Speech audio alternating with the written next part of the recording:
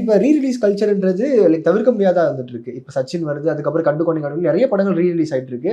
இத பார்க்கும்போது அடுத்து கேப்டன் பிரபாகர். கேப்டன் பிரபாகர் நெறைய படங்கள் வருதுல்ல சார். அப்ப இப்ப ஃப்ரெஷ்ஷா ரிலீஸ் ஆகுற படங்களுக்கு ஒரு அச்சம் வந்துருமா சார்? ஏன்னா இது ரிலீஸ் ஆகும்போது எல்லாருமே இது பக்கமா பார்த்து எங்களுடைய படங்கள் வந்து கவனிக்காம விட்டுறாங்களே, எங்களுக்கு இதுவுமே ஒரு பெரிய ஸ்ட்ரகிளா இருக்கே அப்படின்ற. அப்படிலாம் சொல்ல முடியாது. இப்போ 18ஆம் தேதி வந்து பெருசா எதுவும் இல்ல. 10 ஹவர்ஸ் படம் தான் வருது.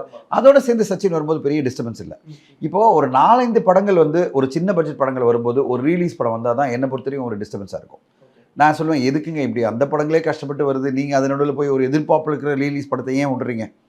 அப்படின்னு நான் சொல்லுவேன்.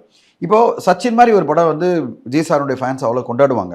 அப்படிப்பட்ட ஒரு படம் இன்னைக்கு வரையும் டிவியில் பார்த்தா எல்லாரும் உட்காந்து பார்த்துட்டே இருப்பாங்க. அந்த காமெடி சீன்ஸும் அட்டகாசமாக இருக்கும். அதுவும் விஜய் சார் அண்ட் வடிவேல் காமெடியெல்லாம் பின்னிடும். அது அது Vijay sir and Genelia comedy கூட ரொம்ப நல்லா இருக்கும். ஓகேங்களா? ட்விட்டர் ஃபுல்லாக அதை கட் பண்ணி போடுவாங்க. ஸோ நான் சொல்ல வர்றது அப்படிப்பட்ட ஒரு காமெடி என்டர்டெய்னிங்கான ஒரு படத்தை திடீர்னு வந்து நீங்கள் ஒரு 4, 5 படத்தோட போட்டால் தான் நம்மளுக்கு டிஸ்டர்பன்ஸ். தனியாக இப்போ வந்து இப்போ ஒன்லி குட் பேட் அக்லி தான் ஓடிட்டுருக்கு. 10 ஹவர்ஸ் வந்து ஒரு 200 ஸ்க்ரீன் வருது வச்சுங்களேன். அதோட ஒரு 200 ஸ்க்ரீன் இந்த படம் வரதுனால எந்த பிரச்சனையும் இல்லை. எந்த விதத்துலையும் யாரையும் பாதிக்கப்பட போவதில்லை. ஆடியன்ஸ் வந்து பார்த்தாங்கன்னா அந்த படத்துக்கு வெற்றி கிடைக்க போகுது.